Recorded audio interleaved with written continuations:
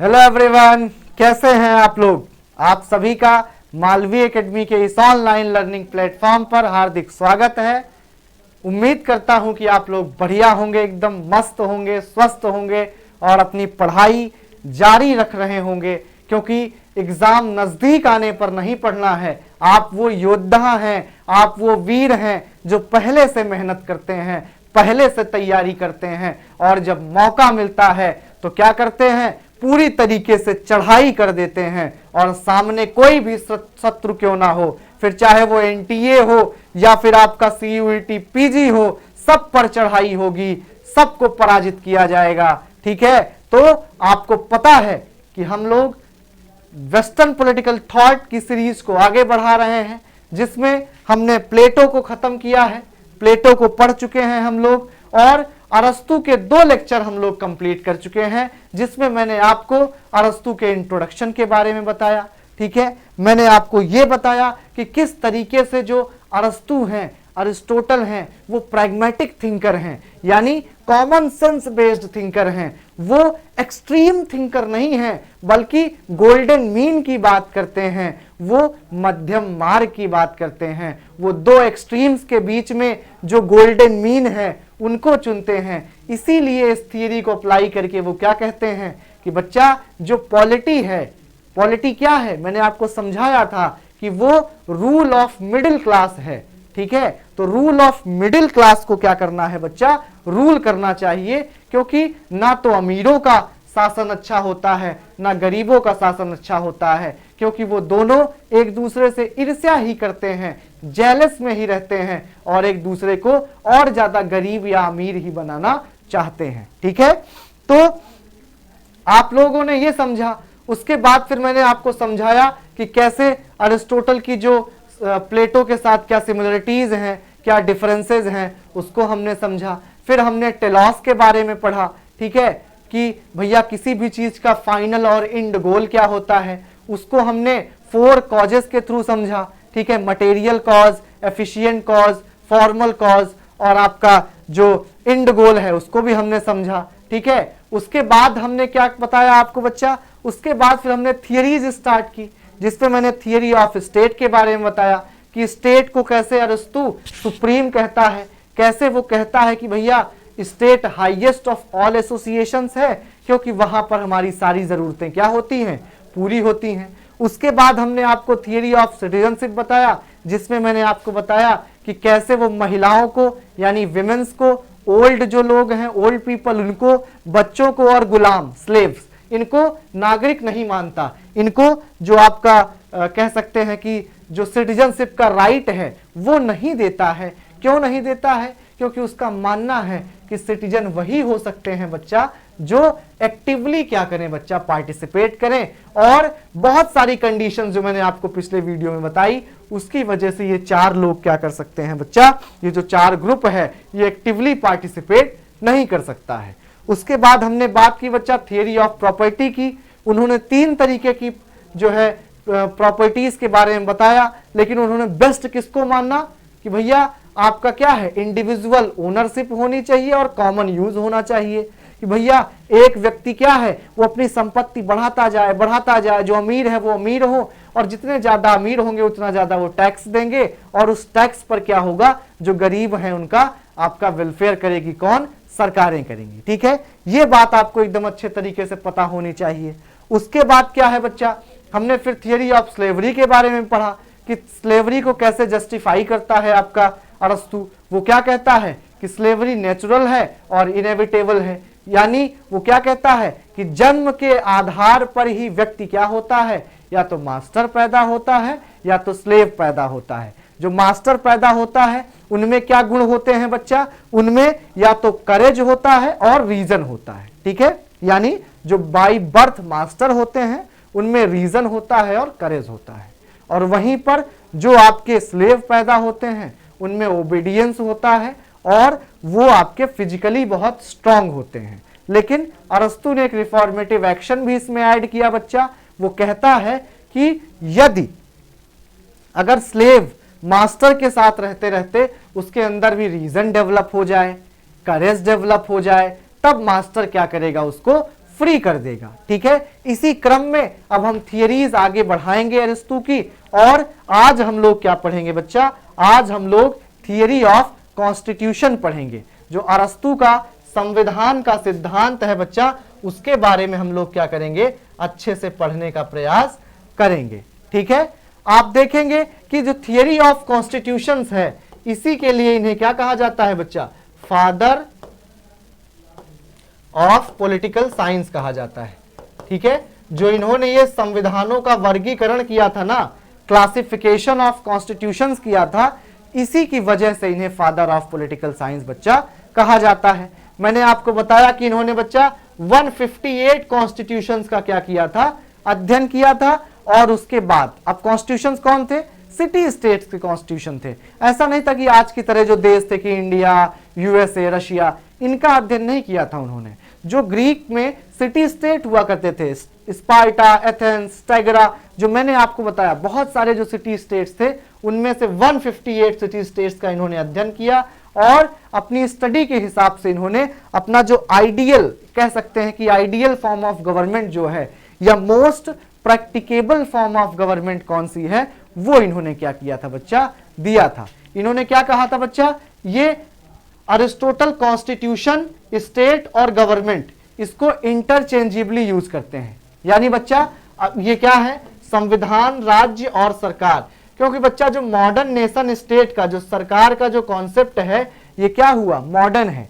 तो अरस्तु के टाइम पर क्या था, ये संविधान को, राज्य को और गवर्नमेंट को इंटरचेंजेबली यूज करते थे। यानी अगर ये बच्चा स्टेट कह रहे हैं तो उसका मतलब राज्य भी है, उसका मतलब सरकार भी है, और उसका मतलब संविधान भी है। ये तीनों क्या करते थे, तीनों वर्ड्स को इंटरचेंजेबली यूज करते थे। उसके बाद इन्होंने क्या कहा था बच्चा, कि जो कॉन्स्टिट्यूशन था वो सिर्फ गवर्नमेंट या फिर सेट ऑफ नॉर्म्स नहीं था, बल्कि एक वे ऑफ लाइफ था उस टाइम पे। मैंने बताया था आपको इंट्रोडक्शन की क्लास में कि बच्चा उस टाइम पर क्या था, जो पॉलिटिकल साइंस था ना, वो जीवन के हर एक एस्पेक्ट्स को क्या कर रहा था बच्चा, आपका प्रभावित कर रहा था। ठीक है, चाहे सोशल हो, इकोनॉमिकल हो, ठीक है, किसी भी जो जीवन के आयाम थे, सभी को कौन कवर कर रहा था, पॉलिटिक्स कर रहा था। तो पॉलिटिक्स क्या बन गया था बच्चा, एक वे ऑफ लाइफ बन गया था, और इसीलिए जो संविधान था वो भी एक जीवन जीने का तरीका बन गया था। ठीक है, अब टाइप्स ऑफ कॉन्स्टिट्यूशन क्या है बच्चा, 158 कॉन्स्टिट्यूशंस का अध्ययन करने के बाद अरस्तु ने क्या किया था बच्चा, क्लासिफिकेशन किया था। वो क्लासिफिकेशन मैं आपको समझाने का प्रयास करूंगा। ठीक है, अरिस्टोटल ने क्या किया बच्चा, क्लासिफिकेशन किया। कैसे किया, सबसे पहले उन्होंने नंबर ऑफ रूलर्स एक तरफ किया, कि उसका आइडियल स्टेट क्या होगा और उसका परवर्टेड फॉर्म क्या होगा। आइडियल का मतलब क्या होता है, अच्छा रूल, ठीक है, कि बढ़िया कौन सा होगा, और परवर्टेड का मतलब क्या होता है, खराब, यानी उसका जो परवर्टेड फॉर्म है, या आप कह सकते हैं बैड फॉर्म है, वो क्या होगा। ठीक है, तो वन, फ्यू और मेनी, यानी अगर एक लोगों का शासन है, अगर एक व्यक्ति शासन कर रहा है, तो अच्छा कौन सा शासन होगा एक व्यक्ति का, और खराब कौन सा शासन होगा, ये बताएंगे। अगर कुछ लोग शासन कर रहे हैं बच्चा, तो कुछ लोगों की बात में वो क्या बताएगा कि भैया आइडियल टाइप क्या है जब कुछ लोग शासन करते हैं, और उसका परवर्टेड फॉर्म क्या है, यानी बैड फॉर्म क्या है, यानी जो खराब है। अब आइडियल फॉर्म क्या है बच्चा, जो लोगों के वेलफेयर के लिए काम करेगा, ऐसे ही समझेंगे।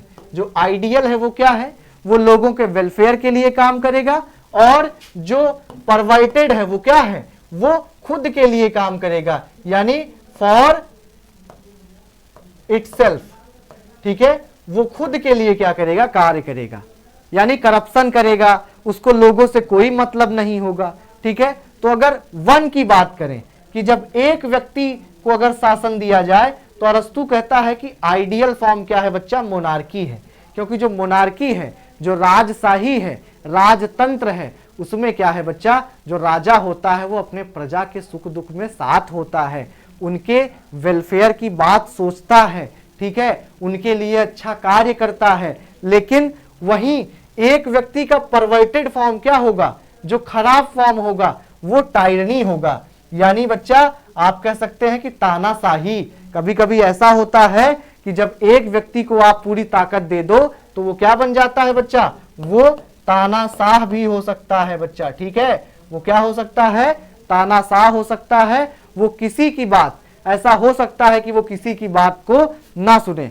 तो यानी बच्चा अगर एक रूलर है, कोई सिंगल व्यक्ति है, तो आइडियल फॉर्म क्या होगा बच्चा, आइडियल फॉर्म मोनार्की होगा और उसका परवर्टेड फॉर्म क्या होगा, टायरनी होगा। अगर कुछ लोगों की बात करें कि भैया कुछ लोगों का रूल अगर हो कि कुछ लोग कहें कि चलो कुछ लोग मिलकर के शासन करते हैं, तो उसका जो आइडियल फॉर्म है वो क्या होगा, अरिस्टोक्रेसी, अभिजात्य तंत्र जिसको बोलते हैं। ठीक है, अरिस्टोक्रेसी होगा। और उसका परवर्टेड फॉर्म क्या होगा बच्चा, ओलिगार्की होगा। अरिस्टोक्रेसी क्या होगा, लोगों के वेलफेयर के लिए काम करता है, और ओलिगार्की क्या है, अपने फायदे के लिए, करप्शन के लिए कार्य करता है। ठीक है, अगर बहुत सारे लोग हैं कि भैया बहुत सारे लोगों का शासन होने वाला है, तो उसमें पॉलिटी क्या है, बेस्ट है, जिसको अरस्तु क्या कहेगा, सबसे best practicable form of government कौन सा है, पॉलिटी है। और सबसे इसका जो परवर्टेड फॉर्म है वो क्या है, डेमोक्रेसी है। डेमोक्रेसी को क्यों परवर्टेड फॉर्म कहता है, क्योंकि मैंने आपको बताया था कि अरस्तु क्या कहता है बच्चा, कि जो डेमोक्रेसी है, जो आपकी डेमोक्रेसी है वो क्या है, वो डेमोक्रेसी को क्या बोलता है बच्चा, डेमोक्रेसी को वो बोलता है रूल ऑफ इग्नोरेंट। क्या बोलता है, रूल ऑफ इग्नोरेंट, यानी अज्ञानियों का शासन। ऐसे लोग जिनके पास बुद्धि नहीं है, ज्ञान नहीं है। और वो ऐसा क्यों कहता है, क्योंकि जो डेमोक्रेटिक गवर्नमेंट थी उसने ही क्या किया था बच्चा, सोक्रेटिस को हेमलक पिला करके मार दिया था, हेमलक जहर दे करके क्या किया था बच्चा, मार दिया था। इसीलिए आप देखेंगे कि प्लेटो और देखेंगे कि अरस्तु दोनों क्या है बच्चा, डेमोक्रेसी को बहुत अपोज करते हैं, वो डेमोक्रेसी के साथ बिल्कुल जाना नहीं चाहते हैं। ठीक है, अब यहां पर क्या समझने वाली बात है बच्चा, समझने वाली बात यह है कि जो आपका अरस्तु है वो क्या कहता है कि जो द बेस्ट कॉन्स्टिट्यूशन है वो कौन सा है, मोनार्की का है। ठीक है, और the rule of philosopher king, समझने की बात है बच्चा। अभी कुछ बच्चे कहेंगे अरे सर आप तो बता रहे थे कि वो प्लेटो को क्रिटिसाइज करता है कि फिलोसोफर किंग नहीं होना चाहिए, आप कह रहे हैं कि वो कह रहा है कि बेस्ट है। तो बच्चा अरिस्टोटल कहता है कि बेस्ट कॉन्स्टिट्यूशन कौन सा है, मोनार्की है या फिलोसोफर किंग है, जिनके पास ज्ञान हो वो शासन करें। लेकिन ये प्रैक्टिकेबल नहीं है। रियलिटी में क्या होता है बच्चा कि जो मोनार्की है ना, जो फिलोसोफर किंग है, वो क्या हो जाता है बच्चा, वो तानाशाह बन जाता है। रियलिटी में वो क्या हो जाता है बच्चा, टायरेंट हो जाता है। ठीक है, तो सबसे अच्छा संविधान कौन सा है, राजतंत्र है या दार्शनिक राजा है, लेकिन सबसे व्यवहारिक नहीं है। यानी बच्चा ये प्रैक्टिकल नहीं है, ये संभव नहीं है। आइडियल तो है लेकिन गुड नहीं है। लेकिन आपका अरस्तु क्या कहता है कि हमें आइडियल के पीछे भागना ही नहीं चाहिए, बल्कि हमें गुड जो भी है, जो उन सब में अच्छा है, उसको चुन लेना चाहिए, क्योंकि आइडियल जैसी कोई चीज नहीं होती है। अगर हम मोनार्की और फिलोसोफर किंग को आइडियल मानते हैं तो क्या होगा बच्चा कि एक समय आएगा कि वो क्या हो जाएगा बच्चा, वो अत्याचारी हो जाएगा। वो जो सिंगल रूलर होगा जिसके पास आप असीमित पावर दे दोगे, वो टायरेंट हो जाएगा, तानाशाही रवैया अपनाएगा। ठीक है, इनके हिसाब से क्या है बच्चा, polity is the rule of many but not so many. मतलब पॉलिटी कई लोगों का शासन है, लेकिन इतने भी लोग नहीं है डेमोक्रेसी की तरह कि बिल्कुल कंट्रोल ही उनको ना किया जा सके। ठीक है, तो आप ये समझेंगे कि अरस्तु क्या कहता है बच्चा, पॉलिटी यानी जो मिडिल वर्ग का जो शासन है। पॉलिटी किसका रूल है, मिडिल क्लास का शासन है। पॉलिटी में ना तो बहुत गरीबों का शासन है और ना बहुत अमीरों का शासन है, बल्कि जो मध्यम वर्गीय परिवार हैं उनका शासन है। कुछ लोग क्या करेंगे, बहुत सारे लोग भी अच्छे नहीं होते हैं शासन करने के लिए कि डेमोक्रेसी की तरह, और एक सिंगल रूलर भी अच्छा नहीं होता है, बल्कि क्या है, उन दोनों एक्सट्रीम के बीच का जो गोल्डन मीन है, जो मध्य है, यानी कुछ लोग क्या करेंगे बच्चा, शासन करेंगे। तो पॉलिटी क्या है, रूल ऑफ मेनी है but not so many, which means the rule of middle class. It is best practicable form of government, says Aristotle. तो अरिस्टोटल के हिसाब से सबसे best practicable form of government कौन सा है बच्चा? वो आपका पॉलिटी है, जो कि क्या है? मिडिल क्लास का रूल है। यानी भैया आप कैसे समझेंगे मिडिल क्लास? किस सेंस में है कि एक तरफ एक एक्सट्रीम क्या है बच्चा? रिच लोगों का शासन है, और एक एक्सट्रीम क्या है बच्चा? पुअर का शासन है। इन दोनों के बीच का शासन हमको अगर करना हो तो इन दोनों के बीच का शासन क्या है बच्चा? इन दोनों के बीच का शासन आपका पॉलिटी है। क्योंकि ना तो हम एकदम अमीरों के शासन की तरफ जाएंगे और ना ही हम एकदम गरीबों के शासन की तरफ जाएंगे, क्योंकि आप देखेंगे कि अमीरों के भी बहुत सारी महत्वाकांक्षा होती है, सेल्फिशनेस होती है, वो और अमीर होना चाहते हैं, और गरीब जो है बेचारे वो तो अमीर होना ही चाहते हैं। ठीक है, तो इन दोनों क्या कर सकते हैं? ये करप्शन करने की प्रोबेबिलिटी ज्यादा है। इसीलिए क्या करता है आपका जो अरस्तु है वो गोल्डन मीन के सिद्धांत को यहां पर प्रयोग करता है, मध्यम मार्ग के सिद्धांत को प्रयोग करता है। ठीक है, उसके बाद क्या करता है बच्चा? गोल्डन आपका गोल्डन मीन। ठीक है, और दूसरी बात क्या है? एक तो ये हो गया, दूसरा क्या वो गोल्डन मीन लगाता है बच्चा? दूसरा वो लगाता है कि एक व्यक्ति का शासन, और इधर क्या है? बहुत सारे लोगों का शासन, मेनी। ठीक है भैया, एक व्यक्ति का शासन भी अच्छा नहीं होता है और बहुत सारे लोगों का भी शासन नहीं होता है, बल्कि आप क्या करेंगे कि इसके बीच का जो पॉलिटी है ना, पॉलिटी क्या है कि कई लोगों का शासन तो है लेकिन इसमें बहुत सारे लोग भी नहीं हैं डेमोक्रेसी की तरह। तो आप देखेंगे कि उसके पूरे सिद्धांत में, अरिस्टोटल के पूरे सिद्धांत में क्या है बच्चा? आपका गोल्डन मीन झलकता है कि ना तो रिच का शासन हो ना पुअर का शासन हो, बल्कि पॉलिटी हो। पॉलिटी क्या है बच्चा? मिडिल क्लास का शासन है। उसके बाद क्या कहता है बच्चा? कि ना तो एक व्यक्ति के पास पूरी पावर दे दिया जाए कि भैया वो फिलोसोफर किंग टायरेंट हो जाए, तानाशाह हो जाए, और ना ही बहुत लोगों के हाथ में पावर दे दिया जाए डेमोक्रेसी की तरह कि भैया वो सुकरात को ही मार दें, इतने ज्ञानी आदमी को। बल्कि इन दोनों के बीच में क्या है? गोल्डन मीन जो है पॉलिटी, कि भैया कई लोग तो होंगे लेकिन बहुत सारे लोग नहीं होंगे। ठीक है, तो इसलिए आपका अरिस्टोटल क्या करता है? वो कहता है कि पॉलिटी क्या है बच्चा? आपका बेस्ट गवर्नमेंट है, और डेमोक्रेसी क्या है बच्चा? Second worst form of government है। यानी सबसे वर्स्ट क्या है? टायरनी है। सबसे ज्यादा वर्स्ट क्या है बच्चा? वर्स्ट फॉर्म क्या है? टायरनी है, यानी आपका तानाशाही है। दूसरे नंबर पर सबसे खराब कौन सा है? डेमोक्रेसी यानी लोकतंत्र है। ठीक है, अब वो बताता है बच्चा कि why polity is best practicable government. क्यों बच्चा राजनीति जो है वो सबसे व्यवहारिक सरकार क्यों है? जो आपके मिडिल क्लास का रूल है वो सबसे ज्यादा व्यवहारिक क्यों है? ठीक है, polity is a constitutional government. पहली बात तो ये क्या है बच्चा? कॉन्स्टिट्यूशन पर आधारित है, संवैधानिक सरकार है, संविधान को ये मानने वाली सरकार होगी। ठीक है, इसमें किसी एक व्यक्ति को पूरा पावर नहीं दे दिया जाएगा, बल्कि सुप्रीम कौन होगा बच्चा? कॉन्स्टिट्यूशन होगा, यानी जो संविधान बना होगा उसकी बात मानी जाएगी, ना कि प्लेटो जैसे फिलोसोफर किंग की बात मानी जाएगी। ठीक है, उसके बाद क्या है? It has moderate form of democracy, यानी इसमें लोकतंत्र का उदारवादी स्वरूप है। क्योंकि अरस्तु क्या कहता है कि भैया बहुत ज्यादा डेमोक्रेसी भी दे देंगे ना तो क्या होगा? वही होगा जो सुकरात के साथ हुआ था। तो वो पूरी तरीके से स्वतंत्रता देना भी नहीं चाहता है और पूरी तरीके से स्वतंत्रता को बाधित भी नहीं करना चाहता है। जो मैंने आपको उसके गोल्डन मीन का सिद्धांत समझाया था, आप हर जगह देखेंगे बच्चा वो क्या है? गोल्डन मीन का सिद्धांत लगाएगा ही लगाएगा कि भैया क्या है कि पूरी तरीके से स्वतंत्रता नहीं दे देनी है कि पूरा एकदम डेमोक्रेसी कर दिया जाए कि लोग एकदम पागल हो जाए, उनको समझ में ना आए कि क्या करना है, और इतना भी रिस्ट्रिक्शन नहीं लगा देना है कि उनके पास कोई अधिकार ही ना हो। बल्कि क्या करना है बच्चा? उनको कुछ अधिकार देने हैं और कुछ पर क्या करना है? रिस्ट्रिक्शन लगाना है। यार उसके बाद क्या है? It's neither the rule by majority nor by minority. Majority लोग क्या होते हैं बच्चा? गरीब होते हैं। उनके पास आप कह सकते हैं कि यहां पर दो मतलब है मेजॉरिटी और माइनॉरिटी का। एक तो आपका धर्म के आधार पर, ठीक है, जाति के आधार पर, यहां पर जिनकी संख्या ज्यादा होगी उनका रूल नहीं होगा। ठीक है, और ना ही माइनॉरिटी का होगा।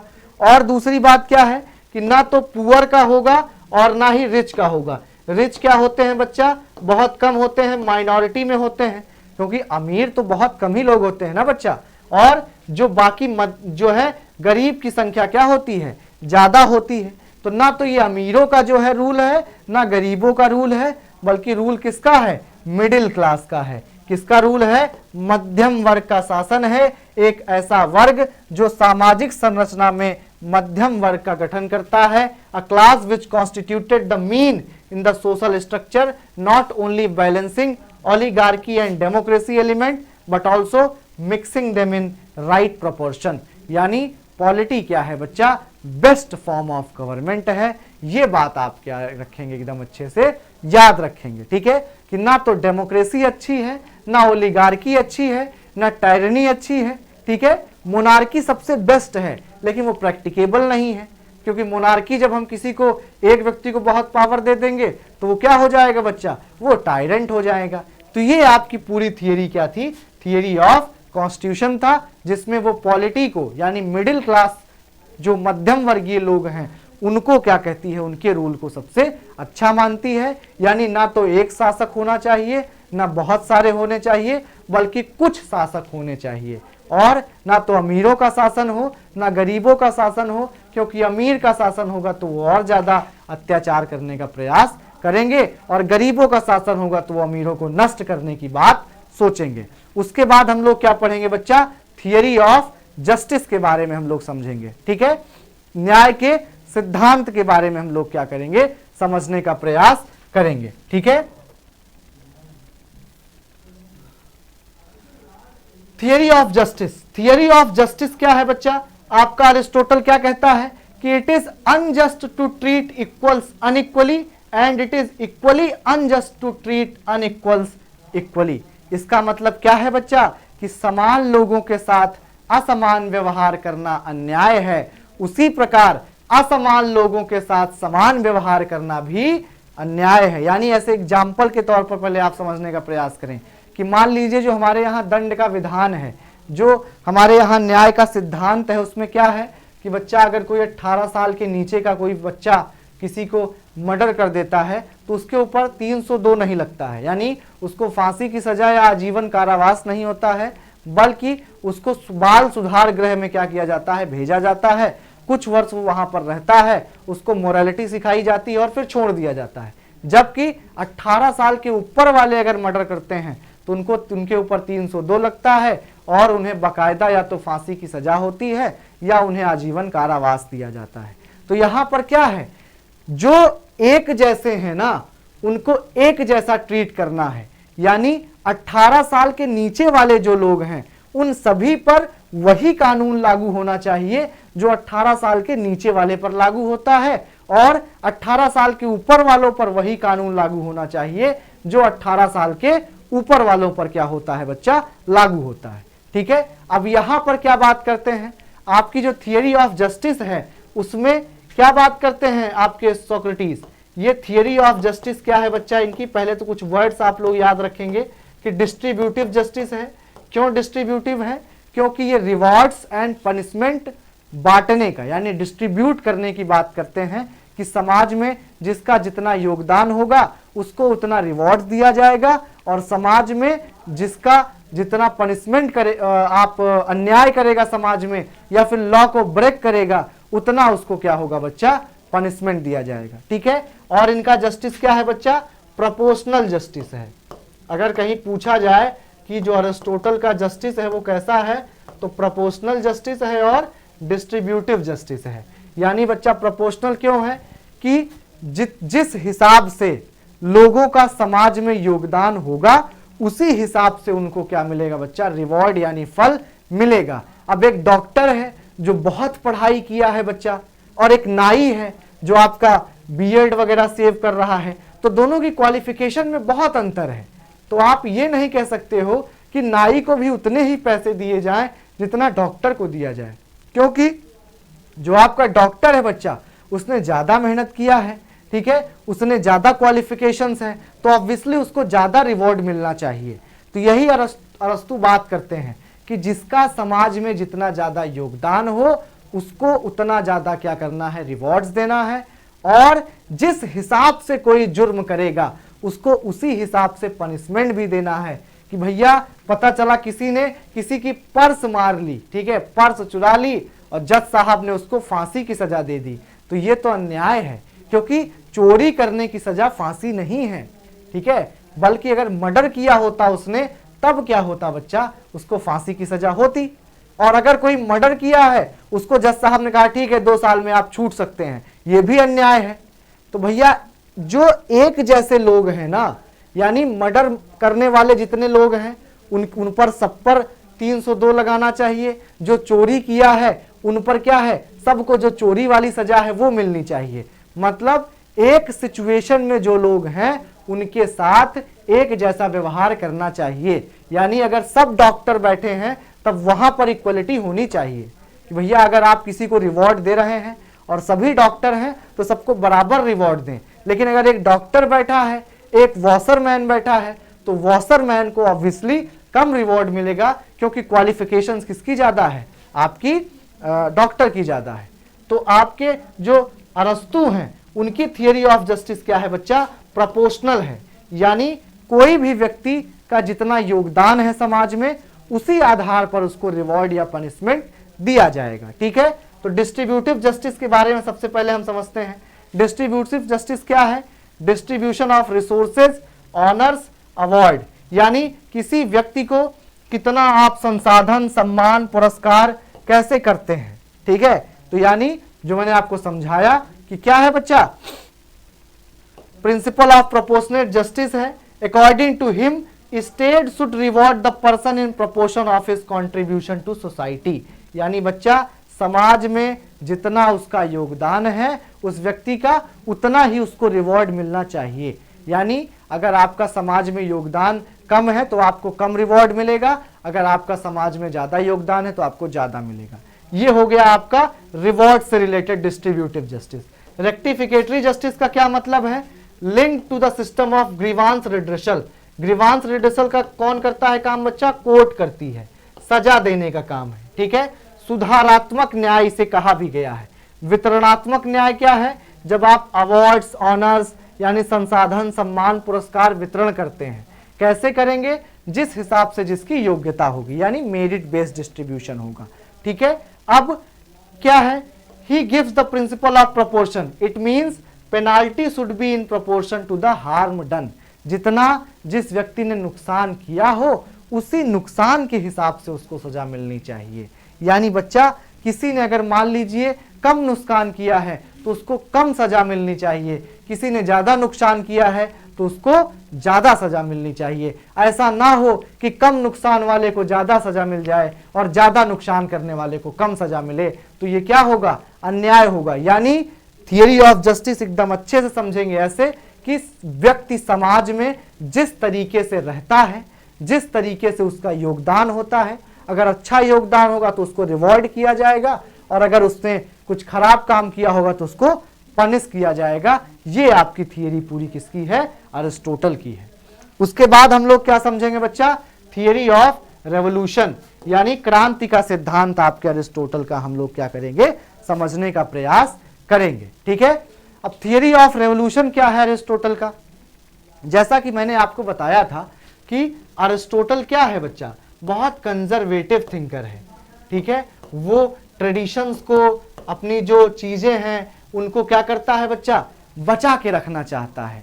जो ट्रेडिशन, परंपरा पहले से चले आ रहे हैं, जो कल्चर पहले से चला आ रहा है, उसको वो संभाल करके रखना चाहता है, और उसमें जरा सा भी चेंज, अगर स्लाइटेस्ट भी चेंज होता है तो उसको रेवोल्यूशन कह देता है।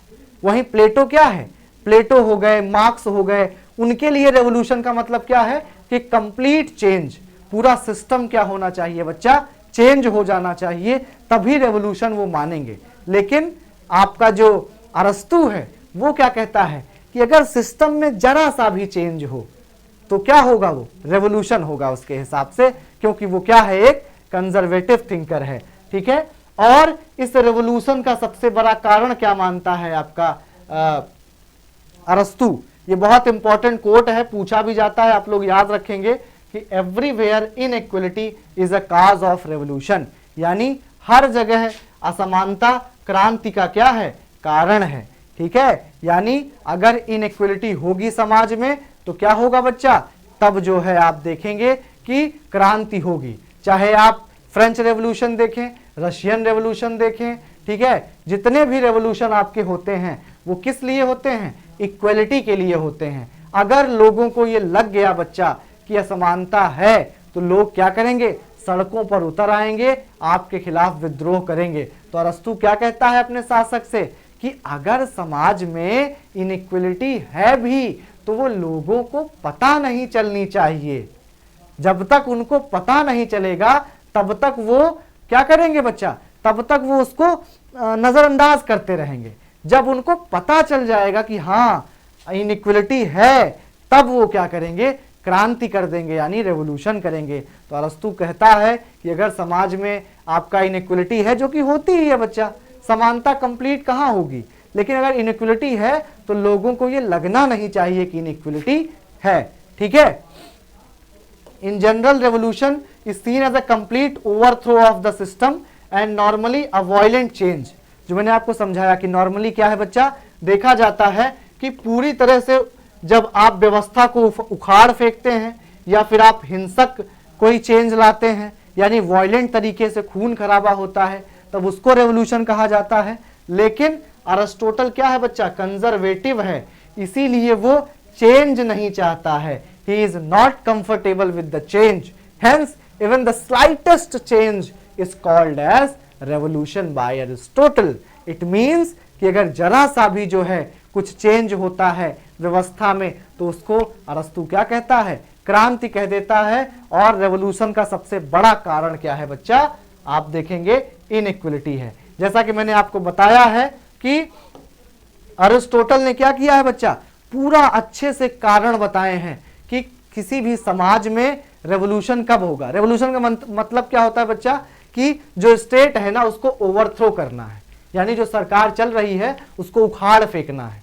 अरस्तु क्या कहता है कि कब लोग सरकार को उखाड़ फेंकने जाएंगे, जब उनको लगेगा कि किसी के साथ अन्याय हो रहा है, जब उनको लगेगा कि समाज में असमानता है, कुछ लोग बहुत अमीर होते जा रहे हैं, कुछ लोग बहुत गरीब हैं। ठीक है, और अरस्तु ने बकायदा 158 कॉन्स्टिट्यूशन का अध्ययन करने के बाद उन्होंने कॉजेज ऑफ रेवोल्यूशन बताए हैं कि कौन से ऐसे कारण हैं, ठीक है, जिसकी वजह से आपकी क्रांति या रेवोल्यूशन होता है। ठीक है, तो अरिस्टोटल के हिसाब से वेदर इट इज टायरनी और aristocracy, the most common cause is the feeling of inequality, यानी चाहे वह क्या कह सकते हैं अभिजात्य वर्ग हो या फिर तानाशाही हो, सबसे आम कारण क्या है, असमानता है। यानी इनइक्वलिटी लोगों के मन में अगर ये बैठ गया कि हम क्या हैं, असमान हैं, समाज में सभी लोगों के साथ समानता के साथ व्यवहार नहीं हो रहा है, तब वहां पर क्या होगा बच्चा, वहां पर रेवोल्यूशन होना फिक्स्ड है। ठीक है, उन्होंने क्या बताया, सबसे मेन काज आपको क्या याद रखना है, पूछ लिया जाता है कि अरिस्टोटल के हिसाब से सबसे मेन कॉज क्या है आपके रेवोल्यूशन का। ठीक है बच्चों, तो आप क्या याद रखेंगे, इनइक्वलिटी याद रखेंगे। ठीक है, कि भैया जो असमानता है वो क्या है, सबसे मुख्य कारण है आपके रेवोल्यूशन का। ठीक है, नींद तो नहीं आ रही है, ठीक है, अच्छे से पढ़ो समझो, अच्छी टॉप यूनिवर्सिटी में जाना है, एडमिशन पाना है, ठीक है, अच्छे कैंपस में जाओगे, अच्छे तरीके से जब पढ़ाई करोगे, ठीक है बच्चों, तभी आप क्या कर पाओगे, जीवन में सफल हो पाओगे। ठीक है, अच्छी जगह जब आप अच्छी टॉप यूनिवर्सिटीज में जाओगे बच्चों, तो वहां का माहौल ही पूरा अलग होता है। वहां पे आपका जो स्टडी ग्रुप होगा वो बहुत अच्छा होगा, उनसे आपको कुछ सीखने को मिलेगा, आपसे वो कुछ सीखेंगे, आपकी पर्सनालिटी डेवलप होगी और आप बहुत आगे जाएंगे। नहीं तो क्या होगा, छोटे मोटे कॉलेजेस में एडमिशन ले लेंगे और कुछ जीवन में परिवर्तन नहीं आएगा, यानी कुछ क्वालिटेटिव चेंज नहीं आएगा। इसीलिए अभी क्या करना है, अभी यदि नींद आए तो आंख पे पानी मारना है, खुद को थप्पड़ मार मार करके क्या करना है, जगाना है और पढ़ना है, तभी क्या होगा, आपका CUET PG अच्छे तरीके से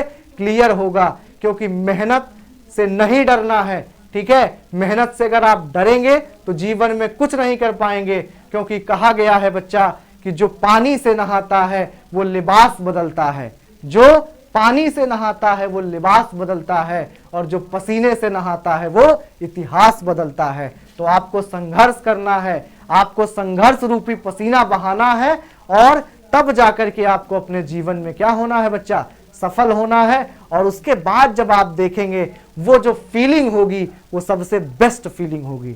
ठीक है, जब आपका रिजल्ट आएगा, आपके माँ बाप आपका रिजल्ट देखेंगे तो उनके आंख में जो खुशी के आंसू होंगे उसको देख करके आप क्या होंगे, बिल्कुल आपका सारा जो कष्ट था, आपने जो इतने समय तक संघर्ष किया, जो आपने रातें बिना सोए हुए बिताया, अभी कभी ऐसा भी रहा होगा समय जब आपने सिर्फ मैगी खा करके पढ़ाई किया होगा, संघर्ष किया होगा, वो सब कुछ आप क्या होंगे बच्चों, भूल जाएंगे। और आपको सिर्फ क्या याद रहेगा, आपको याद रहेगा आपकी सफलता, आपके पेरेंट्स के चेहरे पर वो मुस्कान।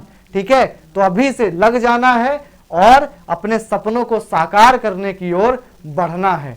ठीक है, तो रेवोल्यूशन के बारे में हम लोग पढ़ रहे थे कि जरा सा भी स्लाइटेस्ट चेंज अगर होता है सिस्टम में तो उसको क्या कहता है अरस्तु कि भैया अब तो ये रेवोल्यूशन है। और उसने क्योंकि 158 कॉन्स्टिट्यूशंस का अध्ययन किया है तो सबसे मेन कॉज वो क्या बताता है बच्चा, इनइक्वलिटी, कि असमानता सबसे मेन कारण है। उसके अलावा भी बहुत सारे कारण बताता है। वो क्या कहता है, रिजीम स्पेसिफिक, यानी जिस तरीके की शासन व्यवस्था होती है उसके हिसाब से वो बताता है कि रेवोल्यूशन कब हो सकता है। ठीक है, अगर बच्चा मोनार्की है, ठीक है, यानी राजतंत्र है, तो क्या होगा, फैमिली कॉन्स्पिरेसी हो सकती है। आप देखेंगे पूरा मुगल के टाइम पर भी ये होता था, और आपका दिल्ली सल्तनत में देखेंगे। ठीक है, यानी जब मोनार्की होगा तो वहां पर खुद के बेटे, खुद के भतीजे ही क्या करते हैं, गला काट देते हैं, मार डालते हैं और उनका राजपाट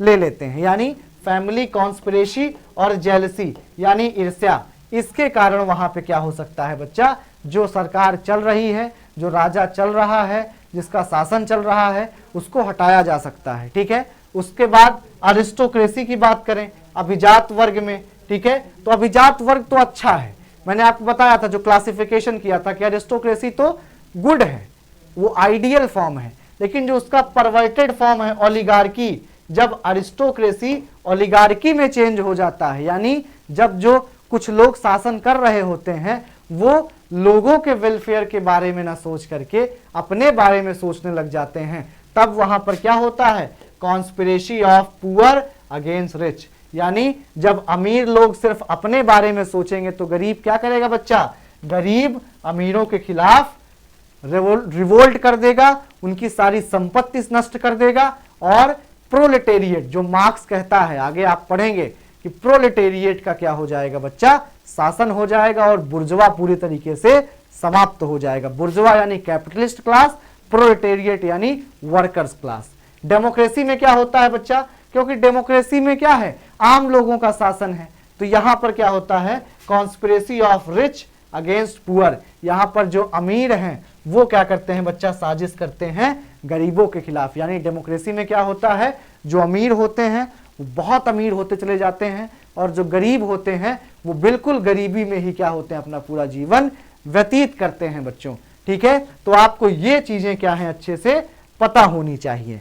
उसके बाद क्या है बच्चा, कुछ अब रेवोल्यूशन से कैसे निपटा जाए, क्योंकि अरिस्टोटल ने 158 कॉन्स्टिट्यूशंस का अध्ययन किया है, तो उसको ये भी पता है कि क्रांति से निपटने के उपाय क्या क्या हैं, कैसे जो स्टेट है वो अपनी व्यवस्था को, अपने सिस्टम को बचा सकता है, अपनी सरकार को बचा सकता है। तो उसका सबसे पहला क्या है मेजर बच्चा, कि state should cultivate the spirit of obedience among citizen. यानी जो राज्य है वो नागरिकों में आज्ञाकारिता की भावना पैदा करेगा, और जब सिटीजन के अंदर आज्ञाकारिता की भावना होती है, देशभक्ति होती है, तो वो राज्य के खिलाफ विद्रोह नहीं करते हैं। आप देखेंगे जब कभी भी किसी समाज में असमानता फैलेगी, अमीरी बढ़ेगी, गरीबी बढ़ेगी, यानी अमीर भी बढ़ते चले जाएंगे और अमीर हो जाएंगे, और गरीबों की संख्या बढ़ती जाएगी, गरीब और गरीब होते जाएंगे तो सरकारें क्या करेंगी बच्चा? सरकारें जो है वो आपको धर्म के नाम पर, जाति के नाम पर बांटने का कार्य करेंगी, जिनसे जो रियल इश्यूज हैं ना वहां से आप हट जाएं। ठीक है, तब क्या होगा? तब ऐसी चीजें होंगी बच्चा कि आप पैट्रियोटिक हो जाएं, आपको देशभक्ति हो जाए। ठीक है, आपको देश से प्रेम हो जाए, ऐसी सिचुएशंस पैदा की जाएंगी। ठीक है, यानी अगर क्रांति से निपटना है तो अरस्तु क्या कहता है कि लोगों में स्पिरिट ऑफ ओबेडियंस यानी आज्ञाकारिता की भावना भर देनी है, देश प्रेम भर देना है। ठीक है, state should educate citizens in civic virtues. Civic virtue का मतलब क्या होता है बच्चा? कि नागरिकों को नागरिक गुणों की शिक्षा देनी है, कि जो आइडियल एक सिटीजन होता है उसको क्या करना है क्या नहीं करना है। तो क्या करना है? अपनी ड्यूटीज निभाना है, क्योंकि अरस्तु तो राइट देता नहीं है बच्चा, सिर्फ ड्यूटीज की बात करेगा। तो वो क्या कहता है कि नागरिकों को उनकी ड्यूटीज के बारे में बताना चाहिए कि उनकी क्या ड्यूटीज हैं। ठीक है, उसके बाद वो क्या कहता है कि state should inculcate the feeling of patriotism, यानी राज्य को देशभक्ति की भावना पैदा करनी चाहिए, क्योंकि जो देशभक्त होते हैं ना वो कभी विद्रोह नहीं करते हैं। अगर कुछ समस्या भी होगी तो वो देश के नाम पे क्या कहेंगे? चलो देश के नाम पे सह लेंगे। अगर 200 रुपए किलो भी तेल पहुंच जाएगा, अगर दाल के दाम 200 रुपए पहुंच जाएंगे, आपके टमाटर 120 140 में पहुंच जाएगा, फिर भी जिनके अंदर देशभक्ति भरी है वो सरकार का कभी विद्रोह बच्चों नहीं कर पाएंगे। ठीक है, क्योंकि उनके अंदर पैट्रियोटिज्म भर दिया गया। ये आप बात मान लें कि जब कभी भी कोई सरकारें, ठीक है बच्चों, जाति और धर्म की बात करने लगे, इसका मतलब क्या है? जान लीजिए कि समाज में क्या है, आप देखेंगे कि असमानता बहुत ज्यादा होगी। ठीक है, तभी सरकारें ये टैक्टिक्स अपनाती हैं। उसके बाद क्या है? State should treat the causes giving rise to the revolutions. राज्य को क्या करना है? जो क्रांति होने के कारण है यानी इनइक्वलिटी है, तो उसको खत्म करने की दिशा में काम करना चाहिए कि भैया गरीबों के लिए भी कुछ वेलफेयर हो सके। ठीक है, ये सारे इंतजाम करने चाहिए। ठीक है, तो ये कुछ मेजर्स हैं। क्या है कि आज्ञाकारिता की भावना उत्पन्न करनी है, सिटीजन्स को ड्यूटीज के बारे में सिखाना है, उनके अंदर पैट्रियोटिज्म यानी देशभक्ति भरनी है जिससे वो विद्रोह ना कर पाए, और जो कारण है जिसकी वजह से रेवोल्यूशन हो रहा है उसको भी क्या करना है बच्चा? खत्म करने का प्रयास करना चाहिए। ठीक है, उसके बाद जो इनकी थियरी है नेक्स्ट, वो क्या है बच्चा? थियरी ऑफ लॉ है, यानी कानून का सिद्धांत। ठीक है, अब यहां पर आप क्या है, ये आपके प्लेटो को क्या करेंगे बच्चा? क्रिटिसाइज करेंगे। प्लेटो को क्या करेंगे? क्रिटिसाइज करेंगे, क्योंकि अगर आपको याद हो तो प्लेटो ने क्या किया था? पूरा पावर किसको दे दिया था बच्चा? फिलोसोफर किंग को दे दिया था।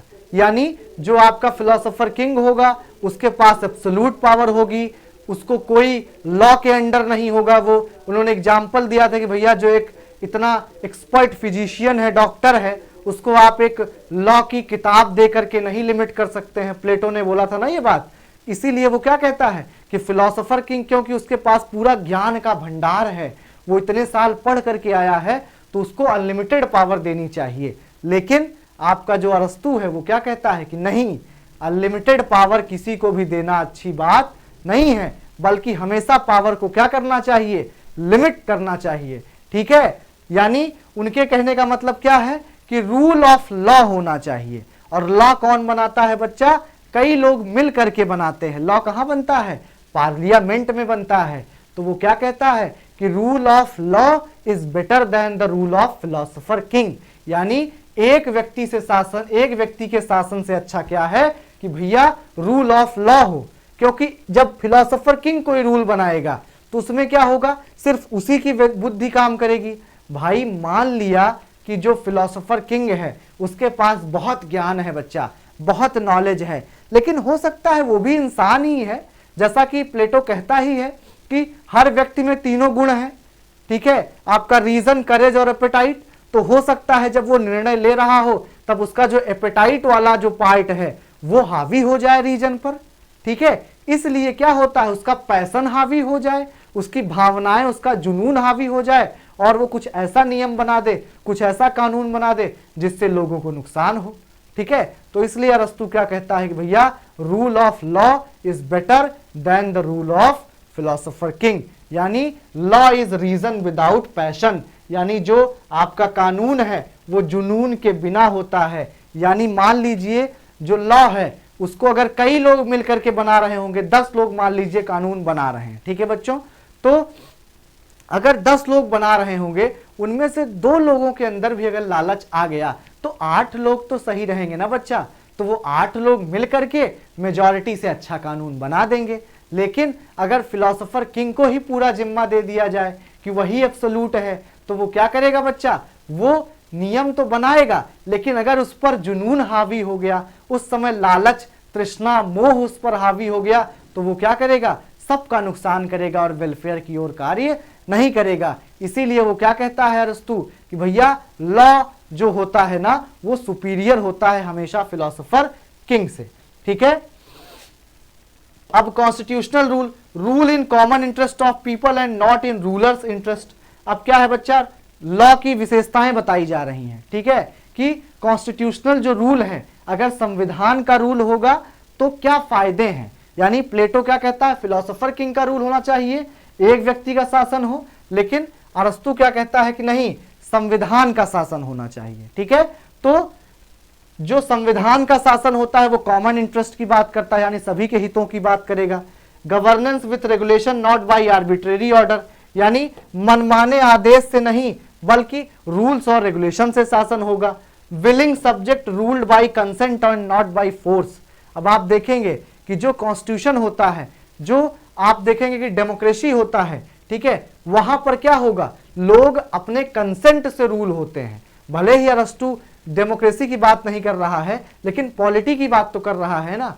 पॉलिटी में भी तो कई लोगों का शासन है, तो वो जो कई लोग चुन करके आए हैं उनको लोगों ने चुना है।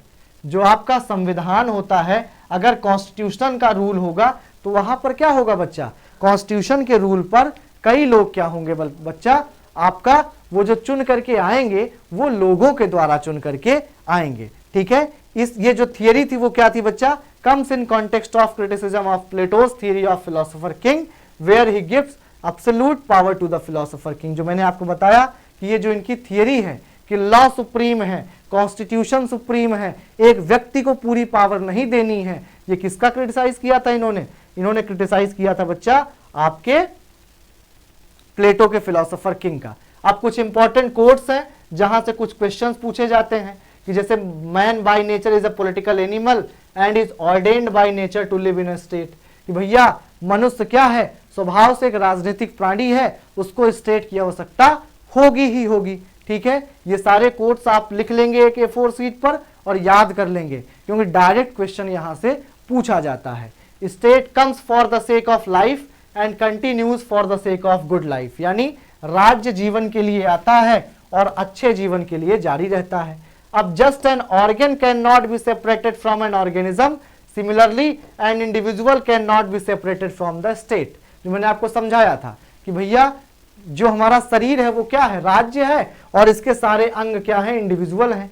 तो भैया अगर शरीर से आप किसी भी अंग को हटा दोगे तो उसका कोई मतलब नहीं रह जाता है। उसी तरीके अगर स्टेट से आप किसी इंडिविजुअल को हटा दोगे तब भी उसका कोई मतलब नहीं रहेगा। यहां पर वो स्टेट की सुप्रीमेसी की बात कर रहा है। ठीक है, from the hour of their birth some men are marked out for subjection others for rule, यानी इसका मतलब क्या हुआ बच्चा कि ये स्लेवरी को जस्टिफाई कर रहा है। क्या कर रहा है, जब से व्यक्ति का जन्म होता है कुछ लोग क्या होते हैं बच्चा, मास्टर मतलब रूल करने के लिए पैदा होते हैं, शासन करने के लिए, और कुछ लोग क्या है बच्चा, वो शासित होने के लिए। यानी जन्म के समय से ही कुछ लोगों को अधीनता के लिए और कुछ लोगों के लिए शासन के लिए चुना जाता है। यानी मास्टर कौन होगा बच्चा, जो आपका जिनके पास रीजन और करेज होगा वो मास्टर हो जाएगा, और जिसके पास बच्चा आपका फिजिकल स्ट्रेंथ ज्यादा होगा वो क्या हो जाएगा, आपका स्लेव हो जाएगा। Everywhere inequality is the cause of revolution, ये अभी आज ही मैंने आपको बताया, रेवोल्यूशन का सबसे मुख्य कारण क्या है, इनइक्वालिटी है। One who lives outside a state is either a beast और गॉड, जो व्यक्ति राज्य से बाहर रहता है वो या तो जानवर है या तो आपका भगवान है। Since some men are slaves by nature others are free men, it is clear that where slavery is advantageous to anyone then it is just to make him a slave।